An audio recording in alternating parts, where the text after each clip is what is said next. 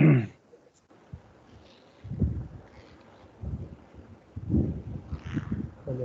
record start isn't it?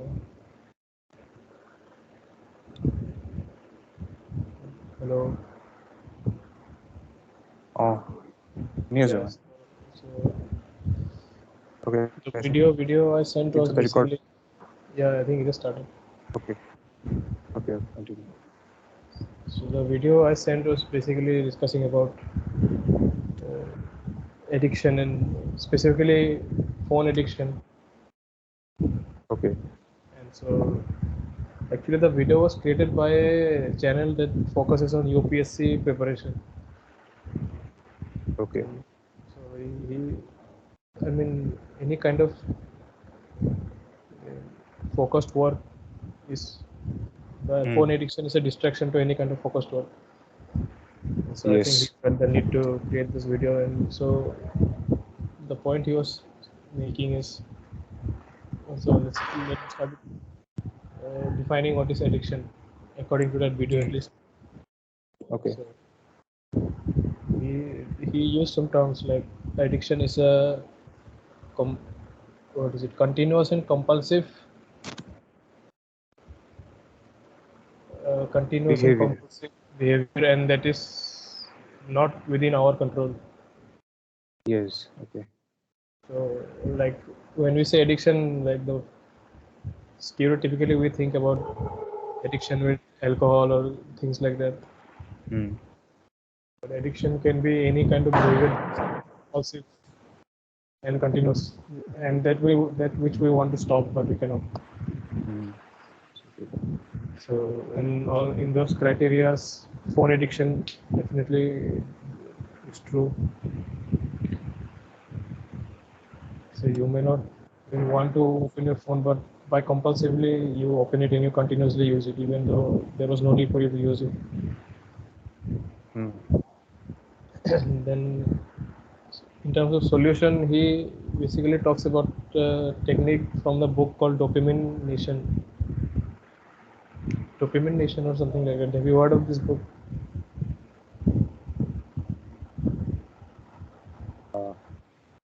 Your voice isn't very clear at the moment. Hello. Yes. Yes. Okay. I can hear you now. Yeah. So the solutions in the book, in the video, he mentioned he basically refers to a book called The Dopamine Nation. Have you heard of this book? I don't think so. I feel like I might have heard of it, but I definitely haven't read that book. But I've probably heard of that book. Oh, so what's it about?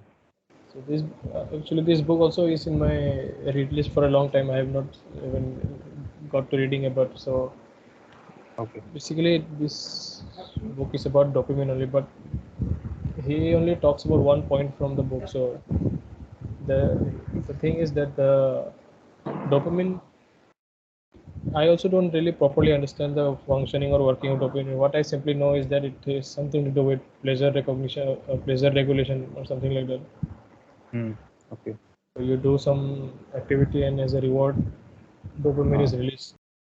Yes. Gives you satisfaction or whatever. Hmm. So he says that the dopamine or the glands or whatever part of the brain that handles dopamine is handled by the same the part that handles dopamine handles pleasure and pain. Okay. So the same organ or the same part is involved in handling both pleasure and pain. So the thing with dopamine is if we just go after pleasure, in this case phone, like you're going after social media posts one after the other. So you're basically chasing pleasure. You're Yes. hoping that each each each post will give you some kind of dopamine hit.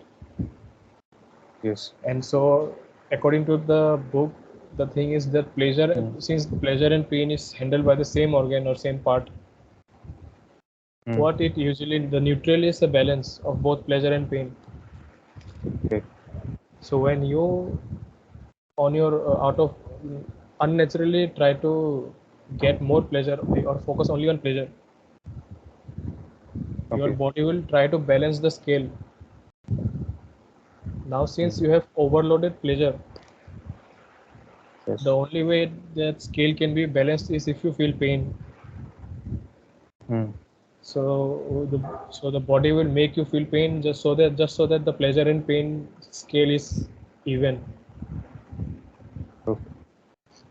So, for example, I think you may have also felt it, but I've felt it a few times when, for example, I'm watching some Netflix show, Okay.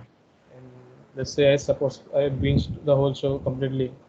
So while watching it is Hmm. very exciting, Hmm. but the moment the show is over, you'll feel Yes. like a sense of emptiness. Like what next am I supposed to do? Yeah. Like Yeah. Yeah. the excitement is over.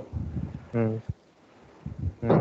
Since you overloaded yourself with pleasure, your body will now feel pain in Hmm. the form of emptiness, Okay. Yes. so that it can balance the pleasure and pain weight. Hmm. So since this, if it can work in this manner, that is, if you Ah. feel pleasure, if you overloaded pleasure, and your body will compensate it compensate for it by feeling pain, then the other way is also Hmm. true. That if you feel pain, or if you Ah. go through pain, and you Okay. have an overload of pain, then your body will or your mind will compensate by making you feel pleasure. Okay. And how will it do that?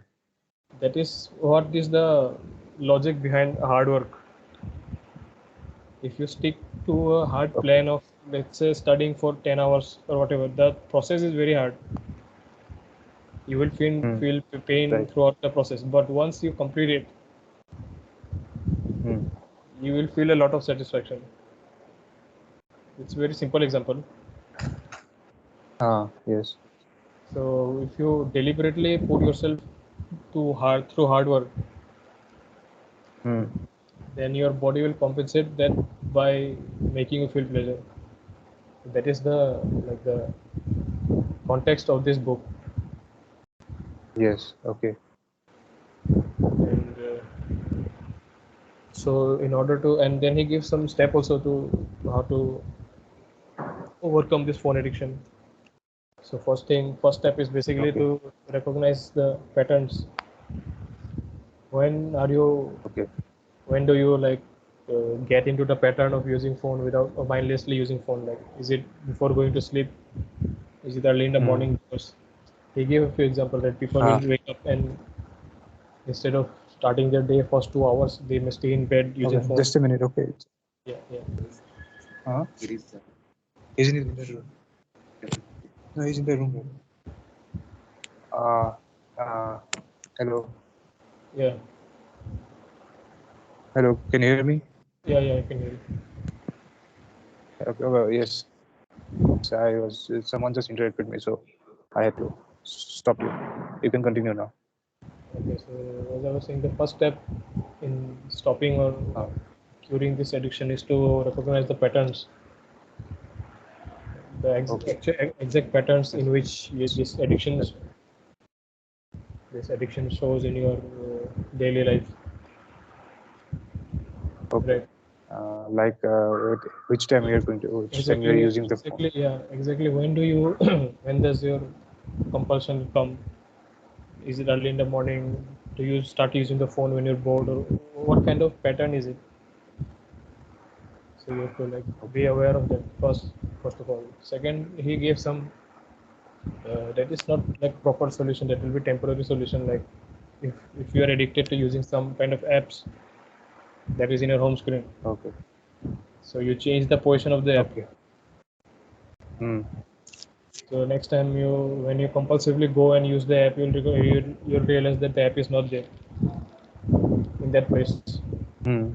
Okay. So you'll come to realize what Okay. kind of apps is taking more of your time, something like that. Yes. Those are temporary Okay. solution, but the main other solution he gave is to basically replace that with something else. Hmm. Exactly. That is what I was about to say. But anyway, you go on. I'll add Yeah, it later on. and not only replace with something else, replace it with something hard. Okay. So instead of That is another thing that makes this addictive, is that the way to reach this dopamine hit or whatever it is called is easy. You just need to scroll a few devices, but so the actual functioning of dopamine in very natural world is it's right. If you don't feel satisfaction by doing some action, we will never do anything. So in a natural world, without any kind of the kind of world society we have made, the functioning of dopamine is correct, but the society that we have made or the technology that has come up, we're essentially hacking the system. So in order to solve it, we have to do unnatural things. So it is not natural to actively seek hardness or pain. But in order to solve this problem, we have to deliberately choose hard things to do. Okay. So that hard things could be anything, like instead of using the phone, maybe you can start reading something that is more cognitively challenging, not just random things, maybe. Or you can start learning new things, something whatever it is that is somewhat hard, and the reward is not immediate. Yeah. Because he's showed some kind of graph also for things like phone addiction. The dopamine graph is like it goes up and down, but overall the height of the graph keeps on decreasing over time. So same thing, so the amount of dopamine hit you got the first time, say you use Twitter, will not be the same the 10th time you use Twitter. Right, but for hard things, the dopamine or the reward will gradually increase. Like the first day you try to study for 30 minutes, it will not be good, it will be very painful. Painful or uneasy or uncomfortable, whatever. After a week 1 hour will seem easy. After about a month, 2 hours will seem easy. Over time, the reward of doing difficult things is higher. So those are some of the steps he gave, and I think he talked about a little bit more, but I'm forgetting the spots. But overall, yeah, that is the whole idea. Okay.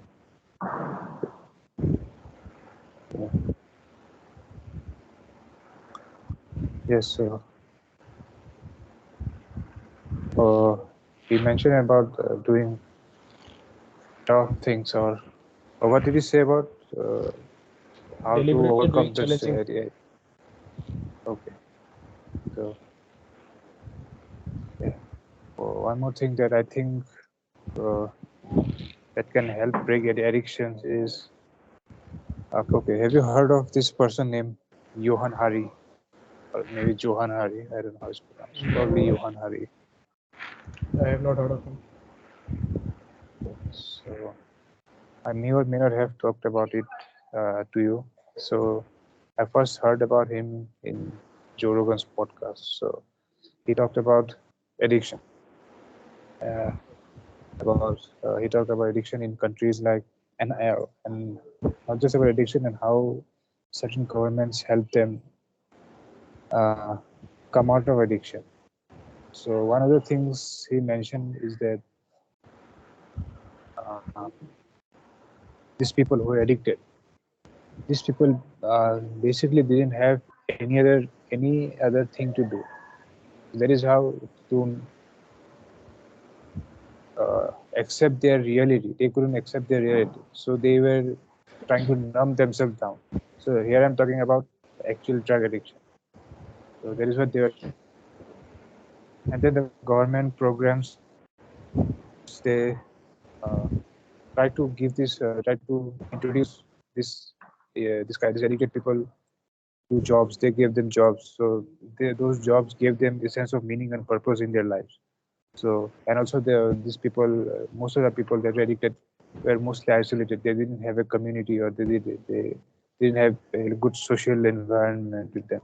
So once they got into work, or once they had social connections, they didn't fall back into drugs to cope with the real world. So so from his point of view, the thing is that if you have better social connections, I think so. Yes, what I'm saying might not be directly related to what phone addiction is, but I think so. It's slightly overlap. So what he said was that if some people has good social relations or a good social life as in as well as a good professional or career life or career in by which I mean that he finds his or her work fulfilling, so he won't try to numb themselves down with any form of addiction. So if they find fulfilling work and if they have a good friends and family circle, so they will help those kind of things actually help people come out of addictions. So can you, from the point of view, do you relate to what I've said so far? Yeah, I think I can partly understand, because if there is some inherent, let's say, topic that is causing anxiety or some kind of uneasiness, Yes. and the only thing you can do to defeat it or handle it is distract yourself, then whatever is in your vicinity, you will do it. If phone is there, you will distract yourself with phone. If you unfortunately get access to drugs, you will get distracted using drugs. Yes. So yeah, the underlying reason could be anything, but neurologically, that is what is happening basically. Right. Yes. Yes. So, Yes. So yes, what if even you have mentioned that there are some initial things that one can do, like changing the structure of your phone's home screen or and those things, and those are really helpful. Even I have done those things in some context, so those are helpful. But if you want to cure this or if you want to get over it from a deeper level, you have to actually find work. Or yes, from what I think that you have to actually find work that you find or that where you can see that you are making continuous progress. And yeah, so that is how I and think then that is the yes. same as this part, that is doing difficult work. Exactly. Anything that is fulfilling, let's say your work is fulfilling, it won't be fulfilling just one day. It has to be fulfilling over a period of time, right? So Mm. That's so it. ultimately you are, at least in terms of all, I think in terms of all addiction, it is addicting because you get immediate dopamine hit. Mm. So Yes. you have to replace that with something that will give you satisfaction over a long period of time, and that will be difficult. So Yes. So talking about challenges, even I found that sometimes certain challenging things does give me some motivation to work. For example, I'll give you two examples. First, in suppose in terms of my academic part, if suppose I think that I know something, and okay, I think that okay, I know enough. But sometimes I see in my class or someone who speaks something or who says something, and I think that I have never thought of it from this point of view. Or I think that okay, I thought this was someone, so this is something that only much advanced people know. But he's of my level, but and he already knows it. So that means if I have to overcome him, so I have to study more or I have to research more. So that gives me motivation to that motivation in the sense that instead of just wasting time, let me just do some research or take some courses. So that even as so in terms of knowledge, I'm in his or her level. That's one example. And similarly, even in boxing, also okay for things that recently some of our classmates we have started doing boxing regularly. So, so what we've done is that okay. So I had a sparring session with one of my classmates. So he's quite good at it. So and so I got hit a lot of times, and that motivated me to train more. When things that I thought that okay, now I have to get be better than him. Yeah. So initially, I just went to the gym. So I didn't have much motivation to go to the gym. I thought, okay, I'll go 2 times a week, do some workout and come out. But after that session, something just motivated me. I just wanted to go and train and try to at least compete at his level. So this kind of things that this kind of failure, that the getting punched by him or just thinking that he is superior to me, that broke my laziness and gave me motivation to just go to the gym more. Those kind of challenges, as you mentioned, those challenges gives you. I could have instead of not going to the gym, I could have just spent. I could have just gone to the gym 2 times a week, then spend the other days just laying in my bed and doing something else. But after doing that, I thought, no, I have to go to the gym more than 2 times a week. So that could be, as I've said, that could be a motivating factor. Yeah.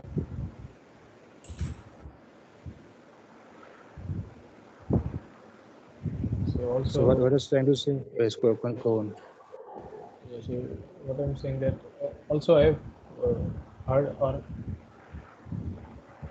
I've listened a lot of Andrew Huberman talking about dopamine. So I think he has talked about dopamine a lot of times. So some ideas that I've got from him about dopamine is, so thing is there is like a baseline level of dopamine in our body. Okay. Dopamine is actually, it's a hormone, right? So when a dopamine is released for after any activity, whether it be like addictive activity or actually something rewarding, like real life achievement, dopamine will be released. But when it is released, it released meaning there is there is more dopamine in your body, right? But after that, it does not go back to the baseline. Okay. So it does not go back to how it is normally. It will go below baseline. Okay. So every time you do something rewarding, you feel satisfied, feel any kind of satisfaction for any kind of reward. Okay. You will not feel normal next. You will feel worse, always. Okay. That is how your bodies are. That is how our bodies are built. That is how it will work every time. Whether it be from addictive things like phone or actually real life achievements. Okay. So that is a pattern. I think we should be aware of that. Every time you feel good about something, the next emotion or next feeling you will feel is going to be bad. Because, and again, in evolutionary term, it makes sense, because let's say you hunted and you got a food and you ate the food. Eating the food is supposed to be satisfying. Okay. But if that satisfaction lasts, you will not search for food again. So you are supposed to feel bad again. Exactly. So when you feel bad, you will again search for dopamine. So in that evolutionary sense, that cycle of trying to do things that will give you dopamine is right. But Okay. like we have hacked the system basically. So every second we want dopamine, so we are just scrolling. That actually, once you see a post, you will feel, let's say you find a post that you like, that dopamine hit will last like a second. Immediately after that, you will have a crash that will go below baseline. You will feel worse. So now you need dopamine again, so you will scroll again. Maybe you'll find another thing you like, and you'll again feel a dopamine hit. So that cycle will keep on repeating. Yes. I think the first step to actually handle this kind of addiction is to realize that every time you will feel good, it will be followed by a crash. And that is to be expected.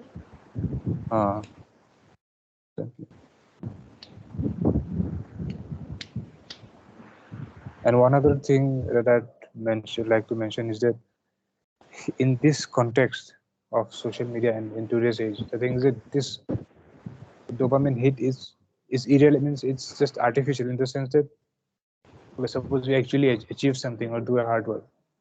All of this mechanism holds true for other tasks as well. Suppose you actually work hard or score good marks, or suppose you are an athlete, you perform well.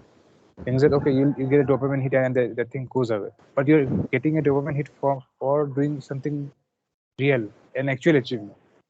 Yeah. But here you're just getting dopamine hit from a post that is so artificial in nature, and so you're not actually getting the dopamine hit for a result of doing anything hard or doing anything real. That is the Yeah. difference here. Yeah, for our brain, it does not matter whether it is coming Yes, from. Like we have to recognize yes, it. For our brain, yes, it is the same. yes, exactly. It will Yes. choose the it will choose the path of least resistance to find dopamine, Hmm. and we find it through phone. So we have to consciously take a decision to find dopamine only through hard things. That is why the point is to replace those things with difficult things. Uh,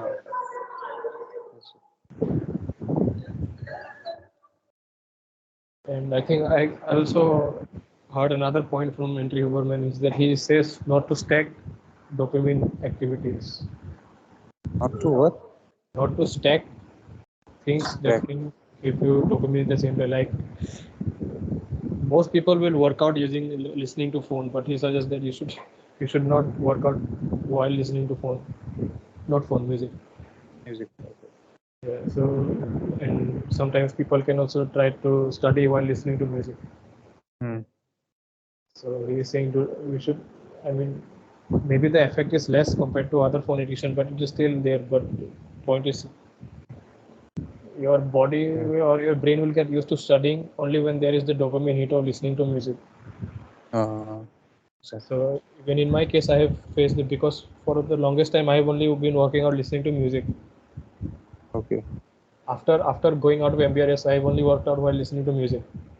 Okay. So when I heard this fact, I tried working out without listening to music, and it was considerably difficult. Hmm. But then I Yes.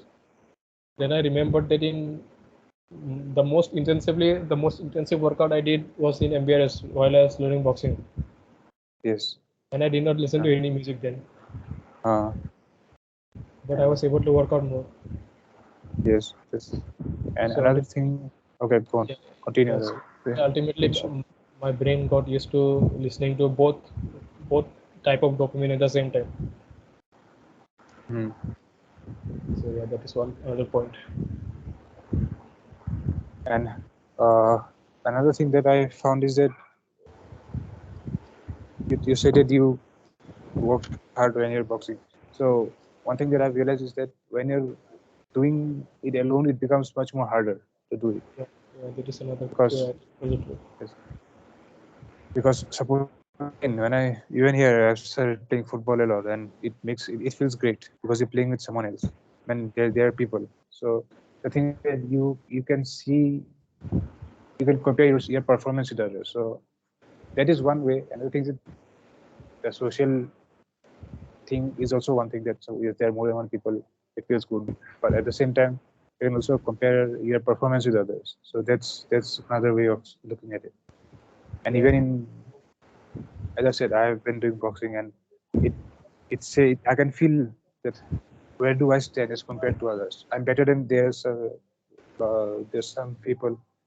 I'd say I'm actually better than most people, and but in our batch there are actually national level boxers, so he's in a different league altogether. So and there's another one. So he also he's also trained in boxing for I don't know how long, but it makes it feel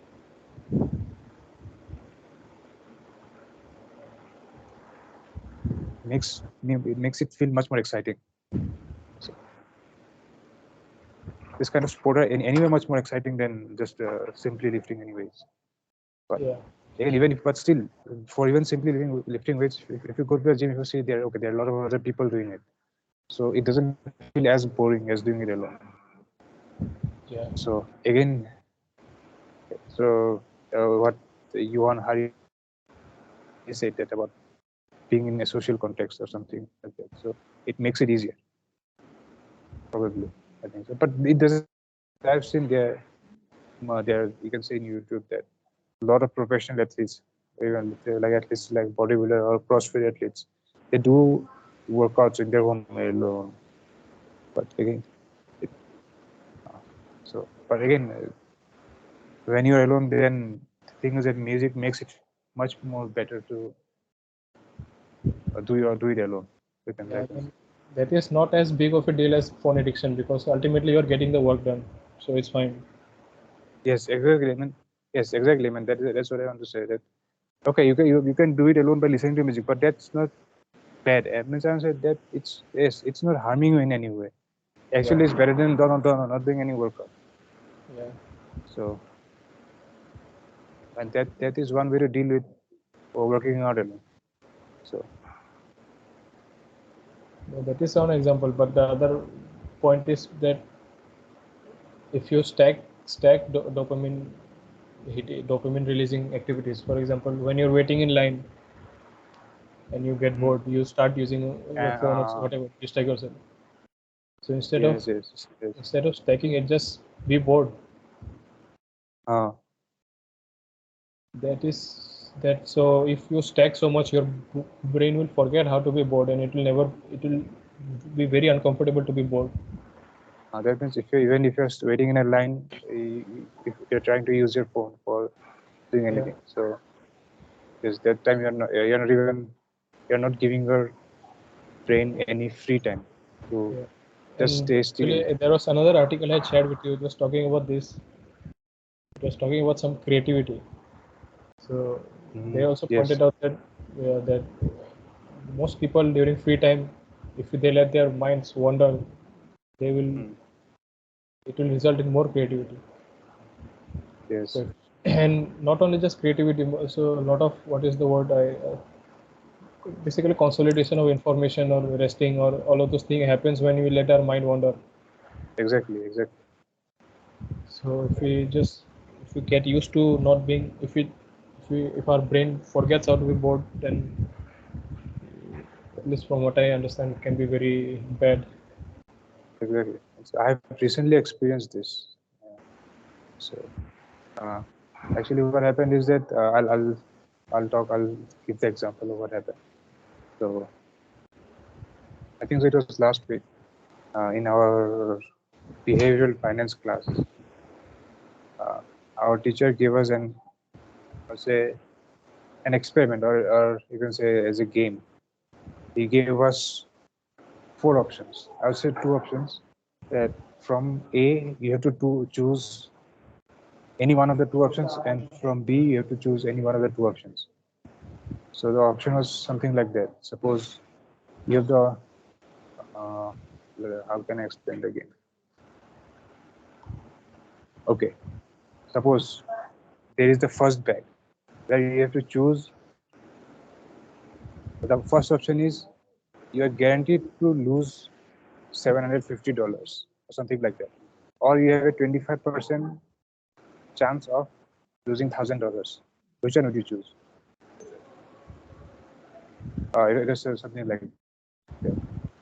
And similarly, it was something for the second one as well. So he was trying to explain us about how human decision making works and something like that.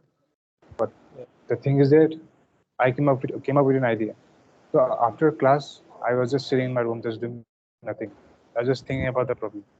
So what happened is that I tried to work out all the different probabilities. So I made a map about, okay, what if I choose A and all the possible permutation combinations. And yes, I thought I've already done the calculation, and I'm even thinking of publishing it in our blog. The thing is that I was able to do that because I was just staying still in my room. I was just thinking about it. I wasn't using my phone or anything. I just sat still in my room. I had nothing to do. I was just thinking about the problem. So that's how I was able to do it out. I was able to work out the problem. And actually, it was beyond the scope of what sir was trying to teach us. I made it into a probability problem. And it turns out that regardless of whichever option you choose, the outcome is same. So that is something that I found out on my own. That was nothing to do with what sir taught us in the class. And all of this happened because I was just thinking about it.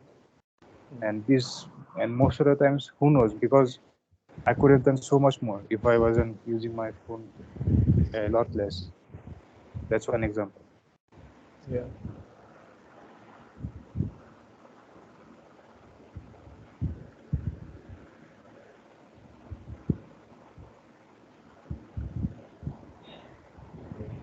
Do you have any other point? Topic. Actually, I do have a few things to say about what are some certain practices that you can do on your daily life where uh, you can control your, I would say, dopamine levels or control your intelligence, I would say, in general, just dopamine levels. I think so. I have heard, I learned about it indirectly or unknowingly through a lot of other Hindu philosophies, like the Vedic philosophies. So one, so they have a thing called asceticism. Have you heard of it? What is it called? Asceticism. Yes, ASCETISISM. ASCETICISM. I'm not So sure. Yes.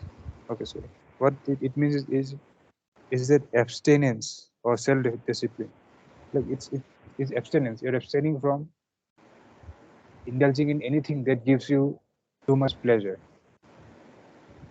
all the time. Means if you go to the most extreme level, you become a monk. That's what monks do. But for a general person, the thing is that anyway, you don't even have to think about becoming a monk or anything. The thing is that you try to minimize indulgence in anything that giving you unnecessary pleasure. For example, you will just use it for the bare minimum for whatever it is necessary for. Apart from that, you will not use it. That's what he was that the philosophy is ultimately.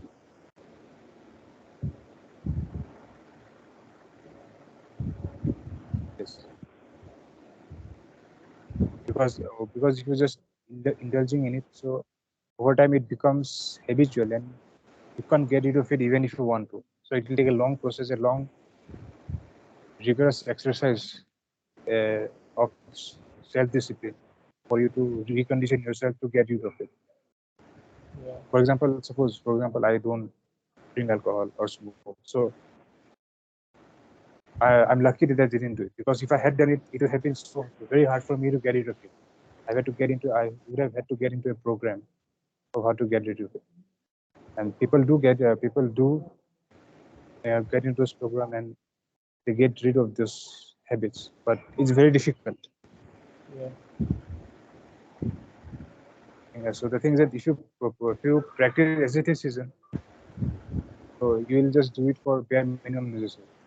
Alcohol, of course, you can do without it, but you don't have to indulge in any like you don't have to indulge in it at all. But there are certain things that you have to use, like for example, phone or food. So what they say is that suppose I think so. I remember them talking about food. Things that okay, you cannot live without food. So you have to have food. So you have to eat food for the sake of survival, for the sake of nutrition as well. So you Yeah. don't have to indulge in for the sake of taste. Maybe you can do it as a discipline. Suppose you're putting that once a week or twice a week on this date, I'll have some food. Other than that, for any other things, I'll just have food for the sake of nutrition for my survival, not for any kind of pleasure. That's how asceticism is practiced. And not just for food, for any other aspect of life. You don't do something for the pleasure or the dopamine hit that you get. You do it because it's necessary, and that's about it. Yeah. So I think I could have talked about it more, but since it's been a while since I read about it or heard about it, and it's not on the top of my mind, so I'll just say that. Yeah. Yeah. So you have anything more to add, or we No, can? not really. I think we can end it now. Okay.